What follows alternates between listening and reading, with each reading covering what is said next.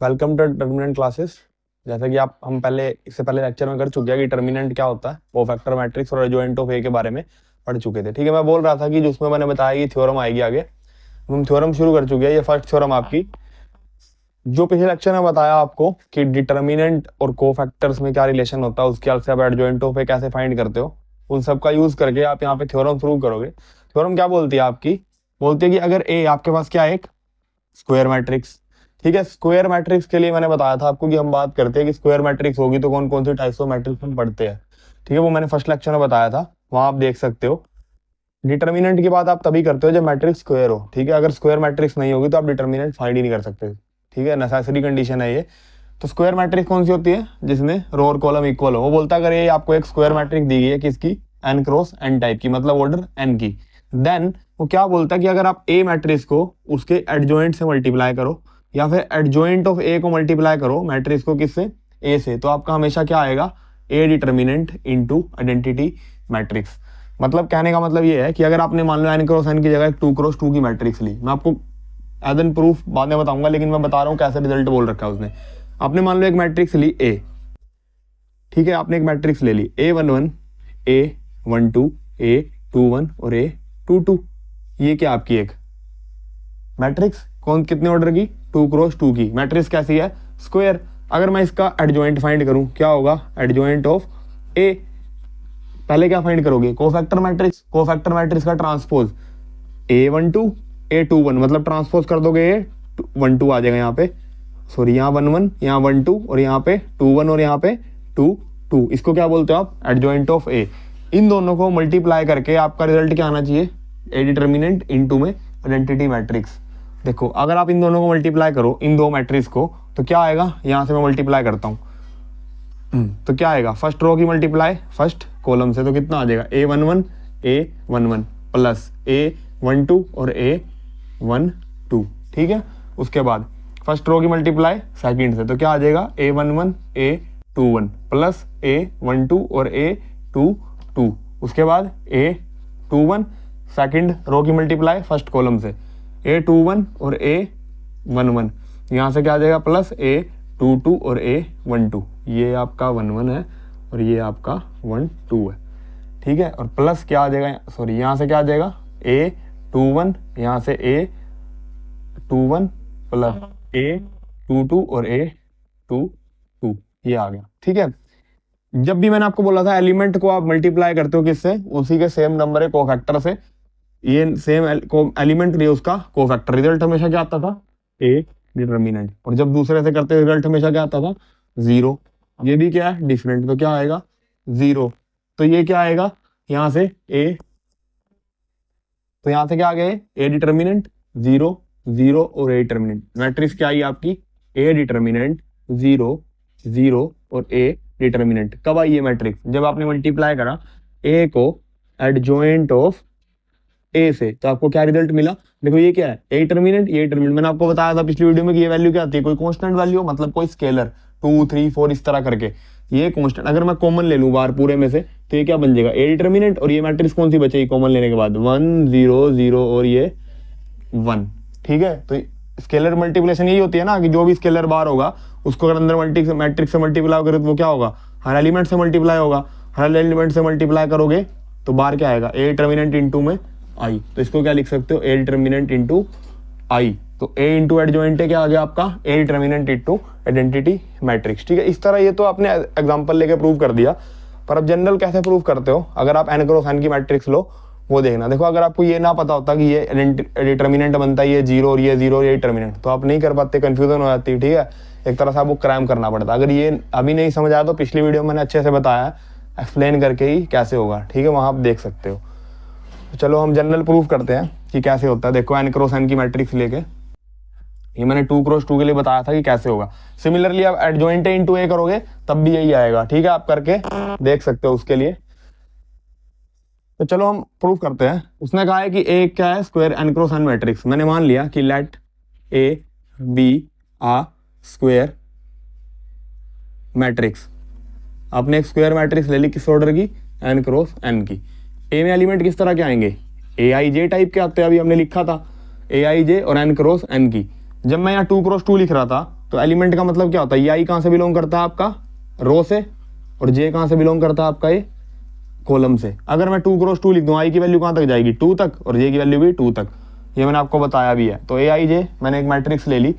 अगर मैंने मान लो इसकी एडजॉइंट ऑफ ए जो मैट्रिक्स आएगी, वो मैट्रिक्स को मैंने मान लिया क्या, अल्फा आई जे, ठीक है, इसको मान लिया मैंने अल्फा आई जे। ये भी किस तरह की आएगी, एन क्रॉस एन टाइप की, ठीक है। जब आप एडजॉइंट ऑफ ए मैट्रिक्स लिखते हो तो वो किस तरह से आती है, मैं 2 क्रॉस 2 की लिख के दिखा रहा हूँ। ये होती है ना A11 A12 A21 और A22।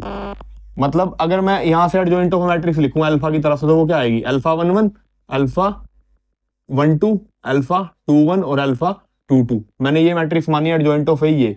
अगर एडजॉइंट ऑफ ए की वैल्यू ऐसे आती है तो इसकी वैल्यू क्या होगी, अल्फा 11 किसके इक्वल होगा, 11 के, अल्फा 12 किसके इक्वल होगा, 21 के, मतलब इसका उल्टा, अल्फा 12 किसके इक्वल होगा, 812 किसके होगा, 21 के, और 822 किसके होगा, ये। तो ठीक है, इसका यूज करोगे, देखो कैसे। आपने एक मैट्रिक्स ए ली और एक ली square adjoint of A. Adjoint of A find करा आपने, किस तरह की वैल्यू मानी, अल्फा ई जे। वैल्यू किसके इक्वल होंगी, ये इनके। अब देखो हमने प्रूव करना है कि ए इंटू एडजॉइंट ए क्या आएगा। आपने लिया ए इंटू में एडजॉइंट ऑफ ए, ठीक है। ए इंटू एडजॉइंट ऑफ ए, आप दो मैट्रिक्स का प्रोडक्ट करोगे तो क्या आएगा, यहां से जैसे पिछला आपने करा था कि आप एक 2 क्रॉस 2 की मैट्रिक्स लेके चले थे। मैट्रिक्स क्या ली थी आपने, A11 A12 A21 और A22। मल्टीप्लाई किससे करा था आपने, A11 A12 A21 A22। कैसे करते थे, इसकी रो और इसका कॉलम, ठीक है। तो यहां से जब आप मल्टीप्लाई करोगे तो क्या करोगे, product of row of A किसके साथ करोगे, product of row of A with column of adjoint of A के साथ, और उन सब एलिमेंट में क्या करोगे, सम। तो क्या लिखोगे, sum of product of row of A and column of adjoint of A. जब आप ये करते हो तो किसका कर रहे हो, आपने मान लिया कि प्रोडक्ट इसका कर रहे हो, रो कौन सी है वो ith रो, और कॉलम कौन सा है jth कॉलम। तो कॉलम कौन सी रहेगी i, और कॉलम कौन सा रहेगा jth। ये जो आप एलिमेंट लेके चल रहे हो वो कौन से लेके चल रहे हो यहाँ पे, मतलब इसके एडजॉइंट ऑफ ए को आपने अल्फा मानना है, तो यहाँ पे क्या आ जाएगा, अल्फा 11 अल्फा 12 अल्फा 21 और अल्फा 22। जब प्रोडक्ट करोगे, मैंने कौन सी ली, ith रो, मतलब कि ith रो 1, ठीक है। यहां से अल्फा कौन सा लिया आपने, 1j, मतलब ये। और उसके बाद सिमिलरली ai2 अल्फा 2j। कहां तक जा रहे हो आप, कितने ऑर्डर की मैट्रिक्स है, n ऑर्डर की, तो कितना हो जाएगा ain और अल्फा nj। ये शो कर रहा है कि ith रो a की और jth कॉलम किसका, ये एडजॉइंट ऑफ a का। मेन यही था कि आप इसको कैसे लिख सकते हो, ठीक है। इसके बाद आपको पता है कि आप अल्फा 11 किसके इक्वल आएगा, a11 के, और 12 किसके इक्वल है, 21 के, हमेशा एक दूसरे के उल्टे, रेसिप्रोकल्स है। तो यहां से जब मैं अल्फा आई की वैल्यू पुट करूंगा तो क्या आ जाएगी, ai1 अल्फा आई जे किसके इक्वल हो जाएगा, a, ये उल्टे हो जाएंगे aj1, सिमिलरली प्लस a12, यहां से कितना हो जाएगा aj2 प्लस सिमिलरली ain, और यहां से कितना हो जाएगा ajn। इसके ये लिखने के पीछे रीजन था कि हमें पता है कि एलिमेंट और कोफैक्टर में रिलेशन क्या होता है, ठीक है, इसलिए हमने इसको लिखा। हमें पता है कि जब भी वैल्यू क्या होगी, सेम होगी तो ये क्या देगा, डिटर्मिनेंट, और अगर डिफरेंट होगी तो क्या देगा, 0। तो यहां से जब भी i और j दोनों की वैल्यू सेम हो जाए, मान लो यहां से सेम हो जाए, मैंने इसकी जगह 1 रख दिया, इसकी जगह 1, इसकी जगह 2, इसकी जगह 2, तो हमेशा क्या आएगा, ये a11 22 nn, तब भी वैल्यू क्या देगा, हमेशा ए डिटर्मिनेंट। और जब डिफरेंट हो जाएगी तो वैल्यू क्या देगा, यहां से 0। तो हम यहां से लेके चलते हैं कि ए एडजॉइंट ऑफ ये क्या, प्रोडक्ट आपने किस तरह लिख लिया, इस तरह से, ठीक है। इसके बाद आप कंडीशन लगा के चलोगे यहाँ पे कि जब भी a इंटू एडजॉइंट ऑफ ए जो आप लेके चले, ये जब भी i इक्वल टू जे हो जाएगा। i इक्वल टू जे होने का मतलब जब भी i की जगह मैंने j पुट कर दिया, यहाँ पे मान लो यहाँ पे मैंने क्या कर दिया, सारों में जगह j कर दिया, ये भी j, यहाँ भी क्या कर दिया मैंने j, यहाँ भी क्या कर दिया मैंने j, तो कितना हो गया aj1 aj1 aj2 aj2 ajn ajn। जब भी सेम एलिमेंट सेम कोफैक्टर से मल्टीप्लाई होता है, रिजल्ट क्या मिलता है आपको, a डिटर्मिनेंट। और जब भी i not equal to j होगा, मान लो ये दोनों सेम नहीं होंगे, तो रिजल्ट हमेशा क्या मिलता है, 0, तो ये क्या देगा आपको 0। ठीक है, तो वो इस तरह से आता है। अब इन दोनों को प्रोडक्ट करें, कितने ऑर्डर की मैट्रिक्स मिलेगी आपको? n क्रॉस n ऑर्डर की। n क्रॉस n ऑर्डर की मिलेगी, तो आप इसको कैसे लिखोगे? इस तरह से, कोई n क्रॉस n की आपको क्या मिलेगी? एक मैट्रिक्स। यहाँ पे आपने अभी देखा था 2 क्रॉस 3 में जो वैल्यूज आ रही थी वो क्या आएंगी? हमेशा सेम, बाकी सारी क्या आएंगी? डिफरेंट। तो i इक्वल टू जे किस जगह होता है? सिर्फ और सिर्फ डायगोनल पे। तो डायगोनल पे क्या मिलेगा आपको? a डिटर्मिनेंट, और बाकी जगह क्या मिलेगा आपको? 0। सिमिलरली 0 a डिटर्मिनेंट, और ये क्या आ जाएगा? 0। यहां से क्या आ जाएगा? a डिटर्मिनेंट, ये 0।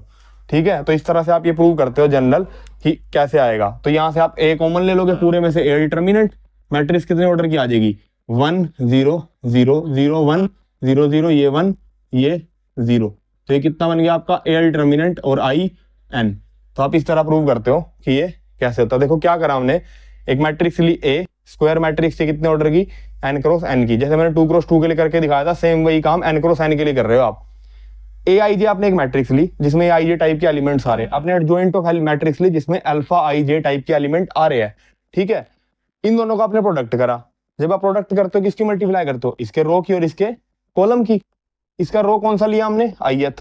तो रो फर्स्ट एलिमेंट किसको डिफाइन करता है? रो को। तो यहाँ पे क्या रखा है आई, तो इसका क्या है? j। देखो जब आप मल्टीप्लाई भी कर रहे हो तो इसकी ये कौन सी है? फर्स्ट रो 1 1, और इसका क्या है? ये फर्स्ट कॉलम, ये 1 1। ये हमेशा फिक्स रहेंगे, चेंज कौन से एलिमेंट रहे? ये। तो हमने भी क्या करा यहाँ पे? फिक्स ith रो लेके चले थे, तो आई को क्या करा है? फिक्स। बाकी एलिमेंट क्या कर रहे हैं हम? चेंज। सिमिलरली उसका jth कॉलम लिया तो इसको क्या कर रखा है? j को फिक्स, बाकी एलिमेंट क्या कर रहे हैं हम? चेंज। तो इस तरह आप मल्टीप्लाई करते हो।